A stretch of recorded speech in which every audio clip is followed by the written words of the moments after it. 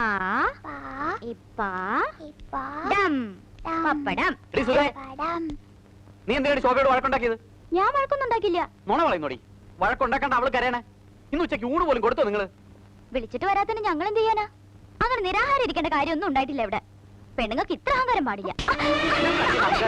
അടിച്ച് ശരിപ്പെടുത്തിക്കോ ഞാൻ തന്നെ. എന്താണ് കാര്യം? എന്തിനാ അവളെ അടിക്കണേ? എന്നെ ശരിയാക്കണേ. എന്റെ അമ്മ വെല്ലങ്ങ് കൊണ്ടുവിടെ. ഏട്ടൻ ആദ്യം ഏട്ടന് പെണ്ണിന് ശരിയാക്കും. ഞാൻ ആരുമല്ല നിന്റെ. അതന്നെ എനിക്ക് പറയാനുള്ളത്. ഏട്ടൻ ആരും അല്ലാണ്ടാവരുത്. മിണ്ടാണ്ടിരിക്കടി. അമ്മ മിണ്ടായിരിക്കെ. ഇങ്ങനെ ഉണ്ടാവും ഒരു അസൂയ. ശോഭയ്ക്ക് കുറച്ച് പണവും സൗന്ദര്യം ഉണ്ടായിപ്പോയി എന്ന് വെച്ച് എല്ലാവരും കൂടെ അവളെങ്കിലും കഷ്ടപ്പെടുത്തണം. വിജയ, നീ കഥ അറിയാതെ ആട്ടം കാണുക. കാര്യം അറിയാതെ വല്ലതും പറയരുത്. അവളെ എന്ത് കഷ്ടപ്പെടുത്തിയെന്നാ നീ പറയണേ? എല്ലാം എനിക്ക് മനസ്സിലാവുന്നുണ്ട്. ഇവിടെ എല്ലാവർക്കും ചില അരിശം തീർക്കല. അങ്ങനെ എന്തെങ്കിലും ഉണ്ടെങ്കിൽ എന്നോട് മതി. ഞാനാണല്ലോ ചിലരുടെ ഇഷ്ടത്തിനെതിരെ നിന്നത്. അവളെന്താ പഴച്ചേ?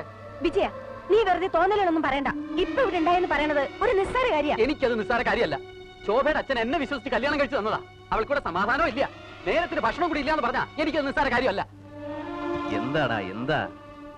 ഏട്ടൻ ഇതൊക്കെ ഒന്ന് ശ്രദ്ധിക്കണം. ഞാനിവിടെ ഇല്ല. ഇവിടെ എല്ലാരും കൂടെ ശോഭയെ എലിനെ പോക്കണ പോലെ പോയ്ക്കുക.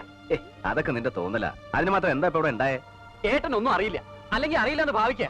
ഇങ്ങനെയൊക്കെ എനിക്ക് ബുദ്ധിമുട്ടാ. ഞാൻ അവളെ വിളിച്ച് മാറിത്തരാം. എന്താ വിജയ് പറഞ്ഞേ? പിന്നല്ലാതെ താഴാവുന്നിടത്തോളം താഴ്ന്നുണ്ട്. എന്നിട്ടും എല്ലാവരും കൂടെ അവളെ ഒറ്റപ്പെടുത്തുക. അവൾക്ക് അങ്ങനെ സഹിക്കേണ്ട കാര്യമൊന്നുമില്ല. കേട്ടോടി, പറഞ്ഞ കേട്ടോ? എല്ലാവരും കൂടെ എന്റെ തലയ്ക്ക് ഭ്രാന്ത് പിടിപ്പിക്കും.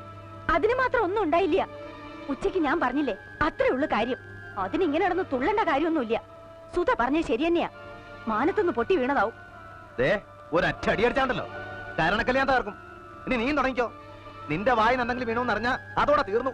ഞാനൊന്നും പറഞ്ഞില്ല എന്റെ പൊന്നെ. അമ്മയ്ക്കൊന്ന് കണ്ടറിഞ്ഞു നിന്നൂടെ? എനിക്ക് വയ്യ. അവളൊരു കെട്ടിലമ്മ. എന്റെ കുടുംബത്തെ അന്തച്ചിത്രം ഉണ്ടാക്കും അവള്. പൊന്നെന്ന് കരുതിയത് കാക്കപ്പന്ന. എന്നെ പറഞ്ഞാ മതി. എന്റെ നളിനി ആയിരുന്നെങ്കിൽ